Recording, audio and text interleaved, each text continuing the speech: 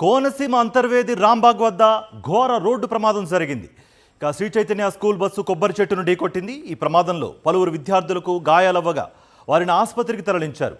ప్రమాద సమయంలో స్కూల్ బస్సును క్లీనర్ నడిపినట్టుగా సమాచారం. ప్రమాద సమయంలో బస్సులో 8 మంది విద్యార్థులు ఉన్నట్టుగా సమాచారం. కోనసీమ అంతర్వేది రాంబాగ్ వద్ద రోడ్డు ప్రమాదం చోటు చేసుకుంది. శ్రీ చైతన్య స్కూల్ బస్ కొబ్బరి చెట్టును ఢీకొట్టింది. ఇప్పుడు మనం ఆ విజువల్స్ స్క్రీన్ పైన చూస్తున్నాం.